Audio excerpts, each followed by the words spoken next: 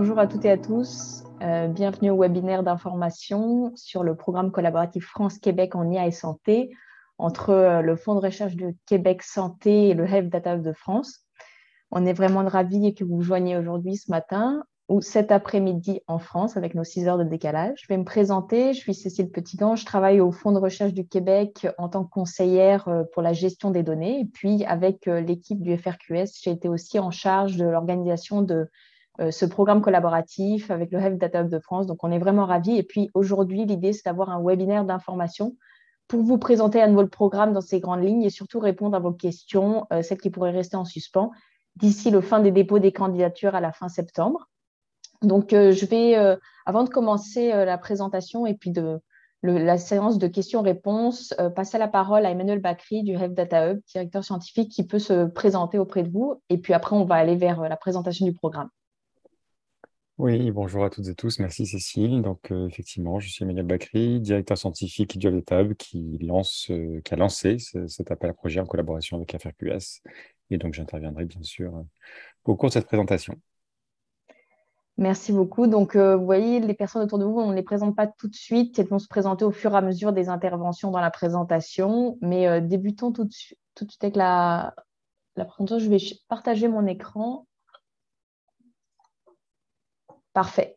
Donc, l'idée du webinaire d'information d'aujourd'hui, je l'ai dit, c'est répondre à vos questions, mais on va parcourir les grandes règles du programme, certainement clarifier des éléments.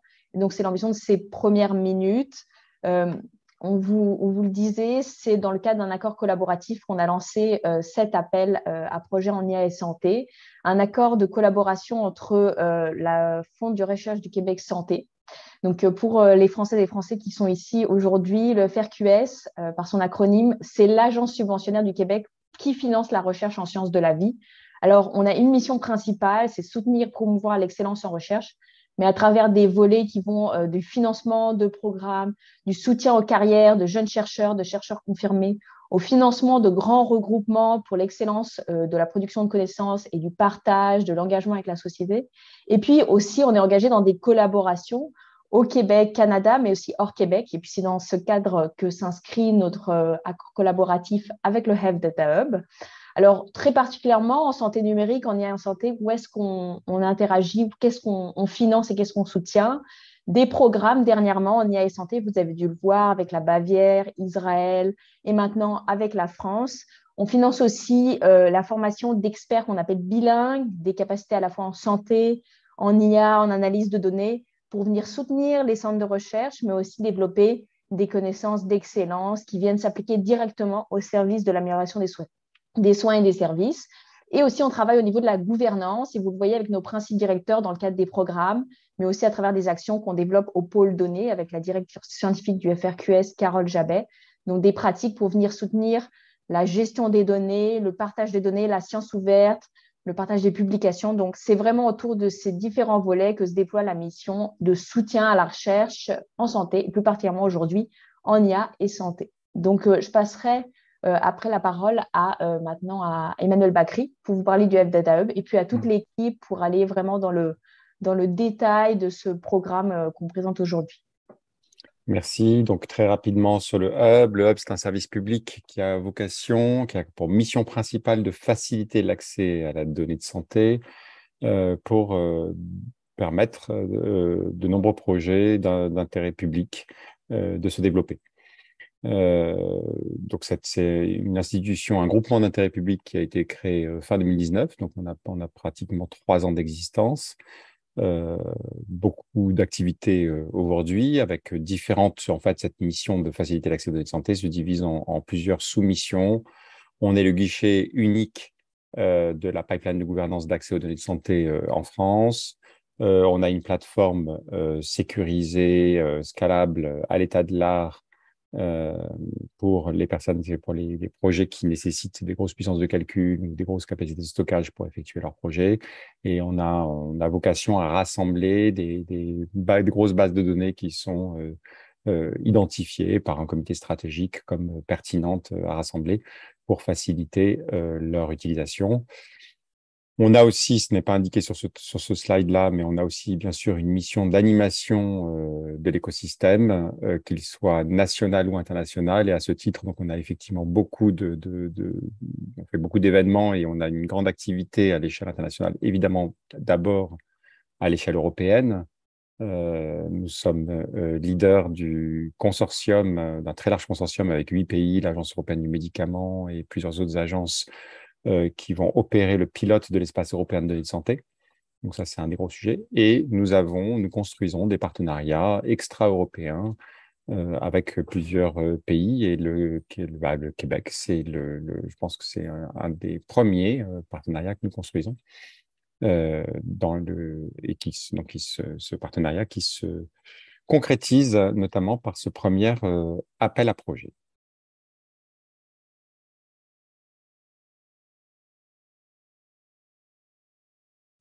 Alors, le FRQS et le HDH s'associent pour lancer un appel à projet visant à soutenir la recherche de pointe en IA et en santé et renforcer les collaborations internationales entre des acteurs de l'écosystème de la donnée, maximiser leurs résultats, notamment en termes d'innovation. Ça, c'est un des termes qui est effectivement important dans cet appel à projet. Mobilisation de données par des scientifiques français et québécois faisant appel à des méthodes innovantes. Donc, l'idée, c'est que cet appel à projet soit l'occasion de donner naissance à d'importantes percées scientifiques à court et moyen terme, en gagnant et capitalisant sur les expertises et les leviers structurels des 2 pays, et favoriser, bien sûr, le transfert des connaissances. Alors, cet appel à projet se développe autour de 3 thématiques identifiées comme prioritaires et des thématiques innovantes. Le premier axe, c'est le développement d'applications à base d'intelligence artificielle à destination des professionnels ou des patients. Le second axe, il s'agit du développement de modèles de population pour la prévention ou la thérapie fondés sur des techniques innovantes d'analyse de données. Et le troisième axe est le développement de solutions démontrant des bénéfices pour le traitement et la prise en charge des patients. Next slide. Voilà. Il y aura donc 2 projets lauréats qui seront financés conjointement pour le Québec par FRQS et pour l'équipe française par le HDH sur une période de 18 mois qui peut commencer à partir de décembre 2022. Donc, les montants de financement côté équipe française, donc côté Health Data Hub, le montant pour chaque projet peut aller jusqu'à 100 000 euros pour une équipe française. Et du côté Québec, ce montant peut atteindre jusqu'à 75 000 $ canadiens, donc côté FRQS. Alors, qui peut candidater? Donc, il y a un point sur la constitution des équipes. Donc, vous avez un responsable qui doit être identifié, un chercheur principal, donc une chercheuse principale ou un chercheur principal de la France, une chercheuse principale ou un chercheur principal du Québec. Donc, il doit y avoir 2 responsables dans chacune des équipes qui vont effectivement travailler ensemble. Peut s'ajouter à ces responsables des co-chercheurs, en fait, des sortes de co-responsables, donc des chercheurs qui vont coporter le projet, et bien sûr peuvent se rajouter ensuite des collaborateurs qui sont identifiés effectivement sur le formulaire. Les conditions en France sont en tout cas relativement souples. Le projet peut être mono ou multipartenaire, privé ou public. Donc, il peut être porté par une équipe de recherche identifiée et affiliée à un centre, une institution, un organisme de recherche ou assimilé, ou un consortium rassemblant des partenaires de la recherche et des partenaires industriels ou une entreprise unique.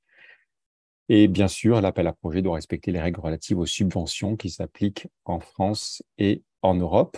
Sur les conditions au Québec, je vais peut-être laisser mes collègues de FRQS les présenter.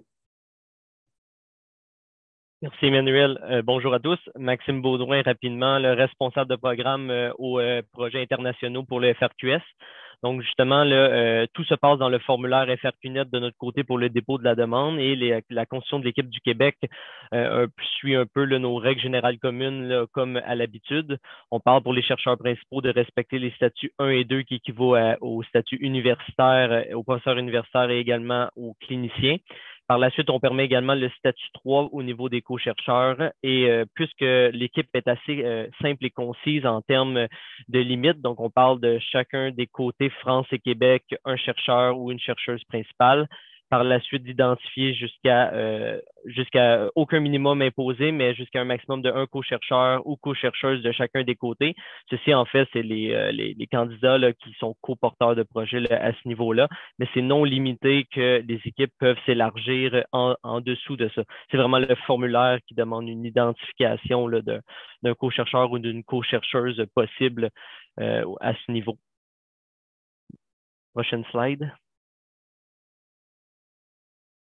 Alors, rapidement, pour les critères d'évaluation, au niveau là, du portrait global, on parle de 4 critères qui seront en fait à répondre à travers la demande. On parle du projet de recherche pour une valeur de 40 %. Par la suite, on a la faisabilité, y compris le budget approprié pour ces 18 mois de projet qui répond à 20 % de l'évaluation. On a également la composition de l'équipe de recherche, comme expliqué plus tôt, qui est à 20 % et on parle également des résultats concrets du projet qui seront détaillés à court et moyen terme pour une autre valeur d'évaluation de 20 % mais en fait, il y a également une attention particulière là, à porter là, au niveau que les projets pourraient avoir, les porteurs de projets devraient pratiquer en fait la science ouverte et le respect des principes FAIR là, qui seraient en fait favorisés là, à ce niveau. On parle conformément à la politique des sciences ouvertes de l'Union européenne et au niveau national, ainsi qu'à la mise en disposition de l'open access et des open source des résultats au niveau là, de la documentation, des algorithmes et des programmes et résultats utilisés à travers le projet. Prochaine slide, s'il vous plaît. Alors, un zoom là, sur les différents critères. Donc, les deux premiers, on parle du projet de recherche et la faisabilité. Le projet de recherche doit en fait être en conformité avec les termes et thématiques prioritaires de cet appel. On parle également de la clarté des objectifs et de l'excellence scientifique du projet, l'originalité, excusez, et les éléments novateurs du projet. Alors, l'aspect innovateur et novateur des projets était un point important en fait à mettre en lumière là, au niveau de cet appel. On parle également de la pertinence scientifique et technique des projets et méthodes utilisées. On parle de la valeur également ajoutée de la coopération bilatérale et du projet dans sa capacité à mise à contribution des ressources de recherche déjà existantes. On parle également de la valeur ajoutée de l'intelligence artificielle relative à la problématique étudiée, puis également de bénéficier, en fait, que le projet bénéficie d'une prise en charge des patients au niveau de l'aspect plus santé. Également, au niveau de la faisabilité, on parle du réalisme et de l'importance et de la rigueur dans la définition de la structure du projet, des résultats attendus, également de la planification des étapes et du plan de contingence. On parle également d'un échéancier réaliste en recherche, également pertinent avec des indicateurs de suivi, donc assez structurés.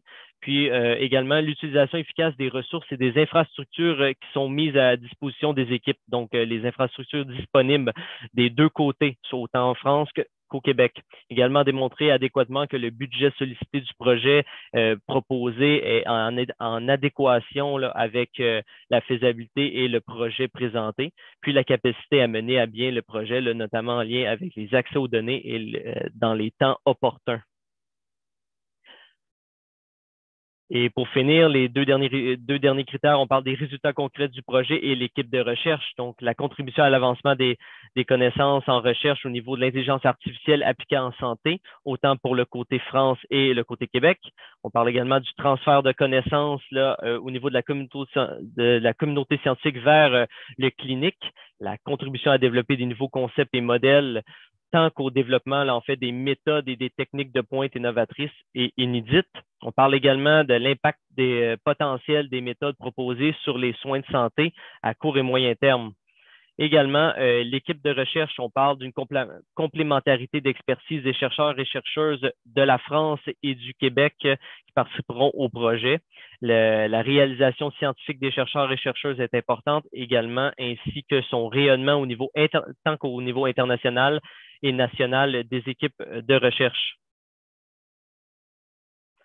Alors, quelques principes clés encouragés également à travers tous les projets et qui vont au-delà justement lors des projets qui sont subventionnés, sélectionnés dans ce cadre de cet appel.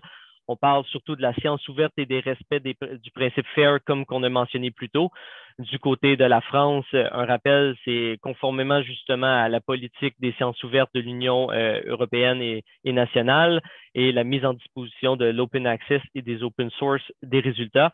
Et du côté du Québec, en fait, c'est récemment, cette année, avec notre politique révisée, on parle d'exiger que toutes les personnes titulaires d'un octroi ou d'une subvention s'engagent à diffuser des publications scientifiques examinées par les pairs en libre accès immédiat sous licence ouverte. Donc, vraiment, là, une publication en libre accès là, dès la première publication de l'article au niveau de nos projets financés. On parle également de la mobilisation des connaissances, qui est un point fort de notre côté au niveau du Québec.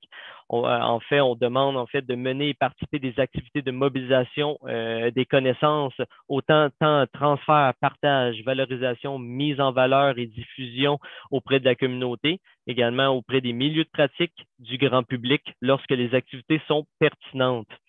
Également, on a toujours l'équité, diversité, inclusion qui revient. Donc, on a un aspect à conserver tout au long du projet. Les partenaires souhaitent contribuer justement au soutien de l'écosystème de la recherche basé sur cette équité, diversité et inclusion. On encourage à privilégier les principes de l'EDI dans le contexte en fait des activités de recherche. Et finalement, la santé durable. Donc, l'objectif est de conserver la cohérence avec le contexte du programme et ses objectifs. Les projets financés devront s'inscrire dans des principes clés en lien avec la santé durable, soit encourager et démontrer en fait que les projets peuvent contribuer à l'atteinte d'une santé durable, soit un état de bien-être tant physique, mental ou social de manière optimale tout au long de la vie. Donc, en fait, c'est vraiment un principe clé, les principes clés que je viens de vous décrire, là, qu'on aimerait voir tout au long là, des demandes et des octrois. Merci Maxime, je reprends la main. Donc l'accompagnement que nous proposons FRQS HDH aux lauréats, là vous avez quelques jalons clés.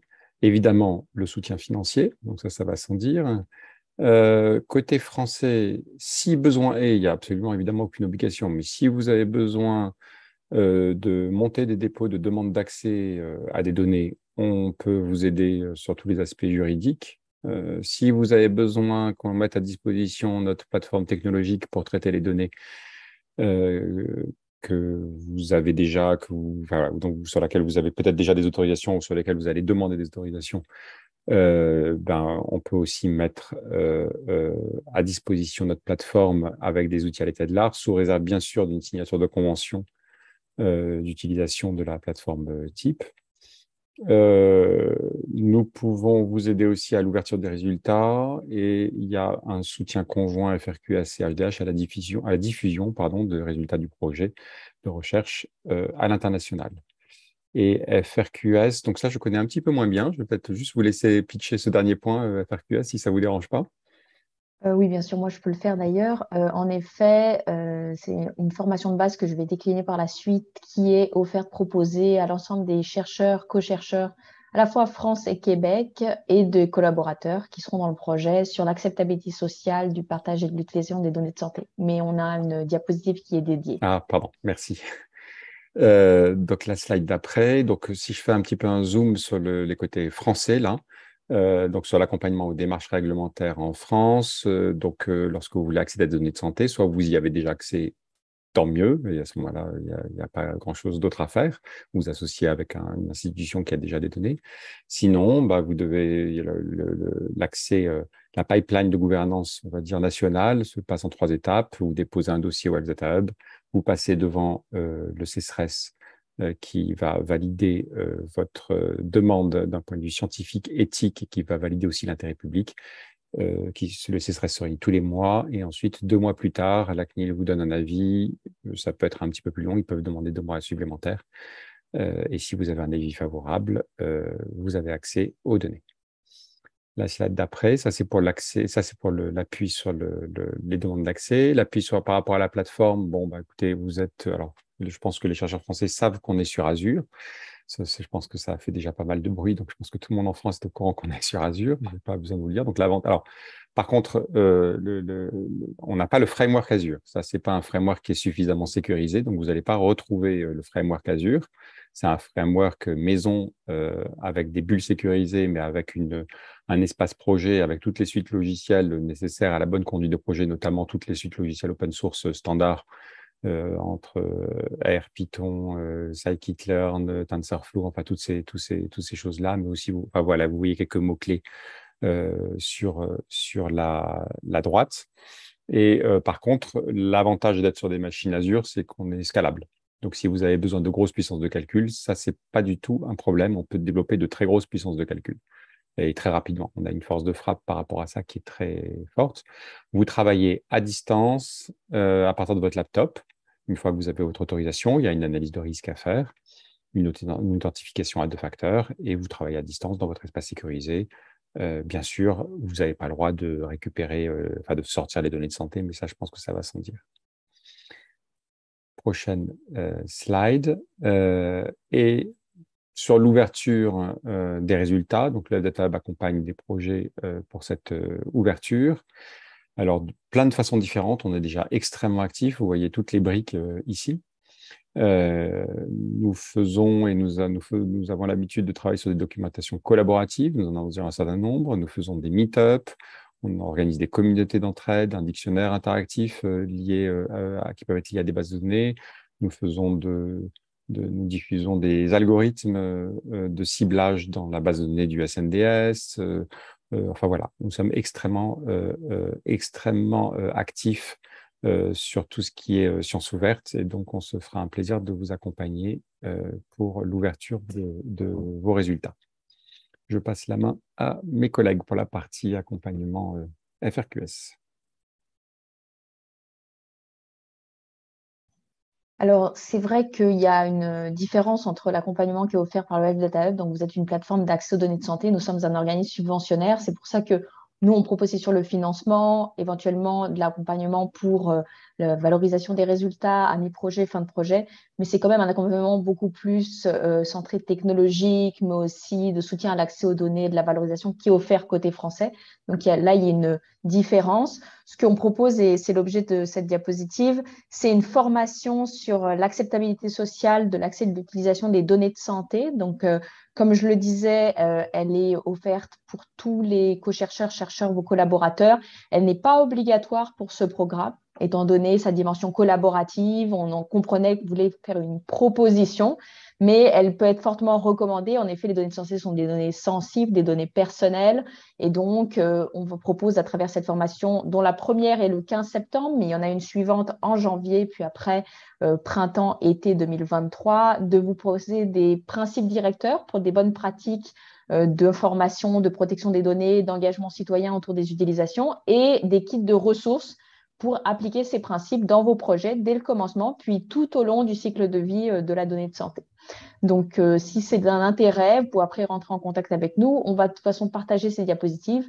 Et puis, je vous fournirai par la suite le lien si vous voulez vous inscrire justement pour le prochain, le 15 septembre. Donc, je passerai après pour la suite. Oui, alors un rappel que la date limite pour le dépôt des candidatures des demandes de subvention est le 30 septembre prochain. De notre côté, c'est en fait à 16 heures pour nos formulaires FRQS, comme nos heures standards. Par la suite, vos demandes vont passer un processus d'admissibilité et d'un comité d'évaluation. Alors, le comité d'évaluation au cours de octobre et novembre aura lieu, comité scientifique conjoint composé d'experts et de membres internationaux, autant là, couvrant les disciplines cliniques et scientifiques pertinentes pour ce programme. Il sera établi conjointement, en fait, avec le FRQS et le Health Data Hub pour évaluer vos demandes. Par la suite, en décembre, nous prévoyons l'annonce des résultats. Donc, on parle d'un maximum de 2 lauréats, 2 projets qui seront financés et bénéficieront en fait d'une durée de 18 mois avec un montant de 75 000 $ pour la partie du Québec, pour l'équipe du Québec, et un montant allant jusqu'à 100 000 € pour l'équipe de France. Et finalement, là, pour nous contacter, donc en fait, pour la plateforme de candidature, comme j'ai dit, c'est sur via vos portfolios électroniques, via la plateforme FRQNet. Je suis en fait le point de contact principal pour toute question par rapport aux règles et incluant là, comment remplir le formulaire. N'hésitez pas surtout à me contacter. Du côté du LData Hub, on a Océane qui est là pour répondre à vos questions pour la France également, concernant tous les attraits là, et les technicalités du côté français. Et également, de notre côté, on a le service du centre d'assistance santé qui est très utile au niveau, là, si vous avez des problèmes techniques de connexion à la plateforme, de vous créer un compte de dépôt ou de mise à jour de CV commun canadien. Également pour les comptes utilisateurs des membres de la France qui doivent se créer pour les chercheurs principaux pour être capables de s'inscrire à notre plateforme et donner leur consentement. N'hésitez surtout pas à contacter directement notre centre d'assistance pour tout pépin. Là, on est là pour régler ça. Puis là, l'idée, c'est de répondre à vos questions à partir de maintenant. Il y avait déjà des gens qui se sont exprimés dans le question-réponse. Et si vous voulez prendre la parole, n'hésitez pas. On peut aussi vous donner un micro ouvert, donc à votre demande. Il y a une personne qui demande à partager à nouveau la page des différents axes. D'accord, je vais faire ça. Oui, Est-ce que cette personne peut peut-être poser une question en lien avec cette page? Ou peut-être n'hésitez pas à demander, on vous ouvre l'accès au micro, ce sera peut-être plus interactif et plus simple. Est-ce que c'est quelque chose de facile, Cécile ou... Oui, c'est facile. Il suffit que... Alors, attendez. Quel est le nom de cette personne déjà? Michael Ring... Ah oui, je ne vais pas décorcher le nom, là. Rings... je préfère pas lire, je suis désolé. Oui. Alors, vous pouvez parler. Maintenant, oui. Bien. D'accord, super. Oui, non, je juste voudrais demander pour faire regarder encore une fois pour cette page. Moi, comme vous avez vu, mon nom n'est pas français, donc je suis allemand. Donc, j'ai fait des screenshots entre-temps pour comprendre tout. Vous avez présenté avant pour partager avec ma équipe française. Et voilà, super, merci beaucoup. Parfait. C'était juste une capture d'écran. On va essayer de mettre à disposition la présentation. Ça, c'est encore mieux. Et si vous voulez poser des questions en anglais aussi, sentez-vous bien à l'aise. D'accord, c'est gentil, merci. On te pose, Cécile, une question, enfin, on vous pose une question. Oui. Je pense sur le compte FRQS. Non, là, tu as une première question. S'agit-il du même compte que celui dont nous disposons si nous sommes évaluateurs pour le compte du FRQS? Alors, oui. Maxime, peux-tu m'aider? Oui, tout à fait. Normalement, vous devrez avoir les deux options. Puis, lorsque vous vous connectez, vous allez avoir en fait deux icônes qui vont apparaître. Le côté qui est le portail évaluateur et de l'autre côté, c'est votre portfolio électronique. Donc, normalement, vous devrez avoir accès. Advenant le cas que vous ne voyez pas ces deux options-là, contactez le centre d'assistance. Ils vont pouvoir vous donner l'option du portfolio électronique là, en tant que chercheur, sans problème.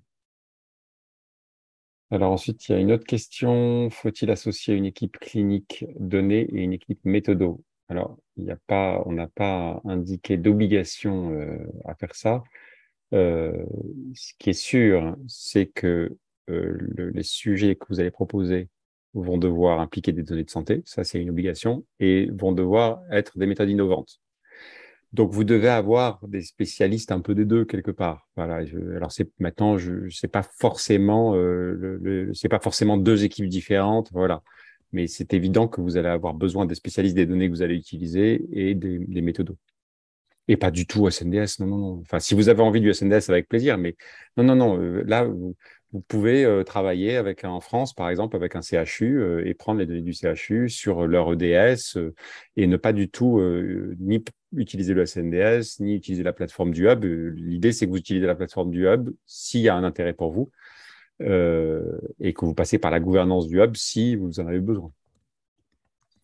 2 projets. Donc, combien de projets seront financés? 2 projets seront financés. Chacun des projets donc, devra impliquer des équipes, enfin une équipe québécoise et une équipe française. L'équipe française sera financée à hauteur de 100 000 €, l'équipe québécoise à hauteur de 75 000 $ canadiens. Alors, y a-t-il une date limite de début du projet? Alors, une date limite. Alors, ce qui est évident, je pense, c'est que le projet commencera au moment des signatures des conventions.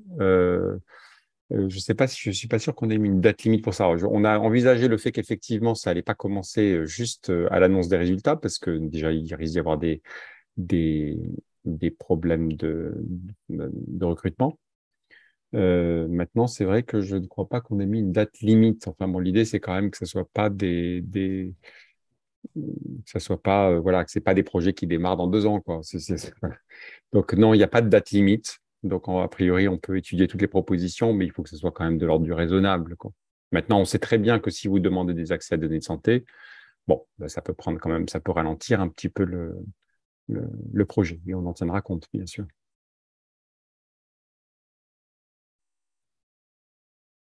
Je ne sais pas toi, Maxime, du côté québécois, pour l'accès aux données, je pense que c'est important ces dates limites en fonction des autres projets en IA que vous avez. Oui, peut-être enchérir là-dessus. Nous, de notre côté, on est assez flexible pour le début et la fin des projets. Je vous dirais qu'idéalement, c'est avant le 31 mars pour l'année financière.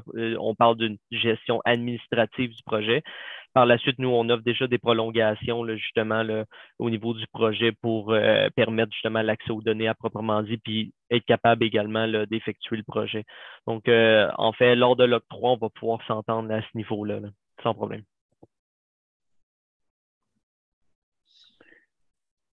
Alors, prochaine Il y a une question. question, est-ce qu'il y a financement possible pour du temps personne, un ingénieur?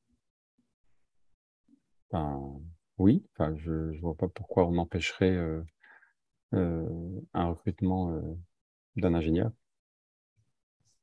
Enfin, côté français, en tout cas, ça pose pas de problème. Je ne veux pas m'avancer côté FRQS, pardon. Je suis désolé. Mais côté français, si vous avez besoin de temps d'ingénieur, ça pose pas de problème.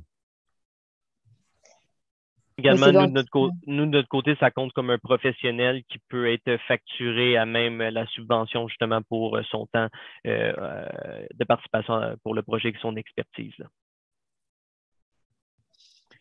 Alors ensuite, il y a une question sur les données exploitables dans le HDH. Alors, euh, aujourd'hui, on ne veut pas parler de données exploitables dans le HDH. Aujourd'hui, on suit à peu près 70 projets. Mais de toute façon, c'est du coup par coup. Donc, il n'y a pas de données directement dans le HDH qui seraient exploitables. Il y a des données qu'on a déjà mis dans le HDH pour l'occasion de certains projets, mais on n'est pas.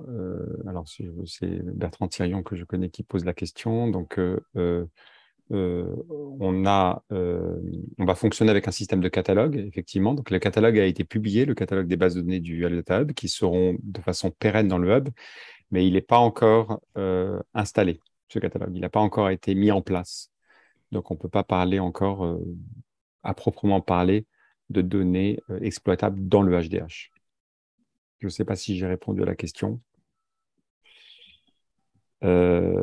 Anita Burguin demande est-ce qu'un projet visant à évaluer sur un entrepôt français un algo produit au Québec ou l'inverse serait éligible? Donc, c'est faire de la validation, si je comprends bien. Donc, c'est faire de la validation d'algorithmes. Euh, je pense que on va demander à ce qu'il y ait de l'innovation. Donc, il faudrait que l'innovation soit quand même faite dans le cadre du projet. Que l'argent du projet ne serve pas exclusivement euh, à, euh, euh, à valider sur des données, ce qui est très important et très utile. Je ne suis pas en train de dévaloriser l'intérêt de le faire, hein, mais qui consisterait à effectivement prendre un algorithme existant d'IA et de le valider sur des données françaises ou sur des données québécoises. Je pense qu'on attend un développement méthodologique, ou enfin un développement d'innovation. Je réponds, Cécile et Maxime, mais alors j'ai l'impression, sentez-vous libre de répondre tout autant. Bah là, si je puis me permettre, tu es un peu l'expert en la matière en IA, donc il n'y a aucun problème. C'est vrai que la dimension évaluation est forte, mais je pense qu'une question plus large, si je peux me permettre, et générique, ce serait est-ce qu'on a besoin d'avoir des données de chaque côté de l'Atlantique pour que le projet soit considéré innovant? Bah non.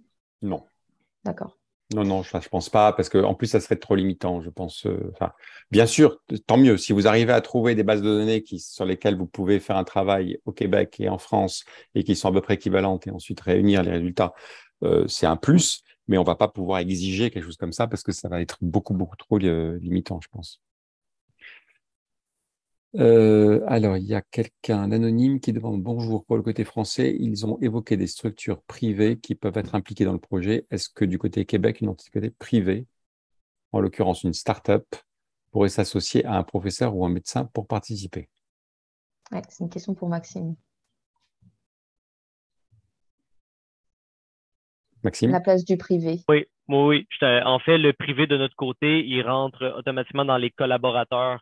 Il n'y a aucun financement disponible pour des partenaires privés. Donc, c'est automatiquement un collaborateur qui pourra facturer son expertise à même le projet et non être un partenaire à proprement dit comme un chercheur ou co-chercheur, là. Mais oui, c'est possible de l'ajouter, mais dans la section collaborateur de notre côté. Et là, c'est une différence, Emmanuel, avec le côté français, Oui. il me semblait, là, entre nos Oui, statuts. côté français, c'est pas limitant. Est-ce qu'on a un template de dossier? Là, je pense que Maxime, vu qu'on soumet via FRQNet, peut-être réexpliquer comment Oui, ça fonctionne. en fait, si on parle du formulaire ou un exemple de formulaire, quand on va sur notre site Internet, dans la boîte à outils, on a en fait, au niveau du formulaire de demande, on a un PDF là, qui donne en fait le template là, et donner en fait à quoi ressemble le formulaire. Sinon, vous pouvez vous créer un compte ou aller directement dans votre portfolio et ouvrir un formulaire et naviguer dedans sans nécessairement le remplir, là. Donc, il y a deux options possibles, mais vous pouvez avoir la version PDF là, sur notre site Internet.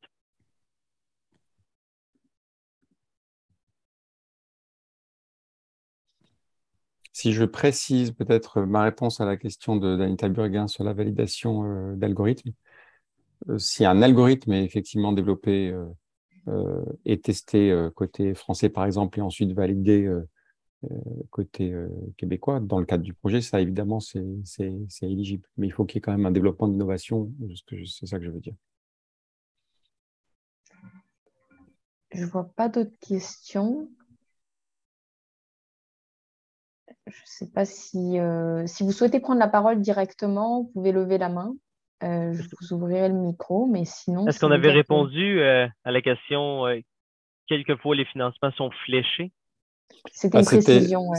Oh, oui, Parce c'est une que c'est précision, quelqu'un parfait. qui avait demandé si on pouvait financer un ingénieur, un temps ingénieur. OK, excellent, parfait, merci.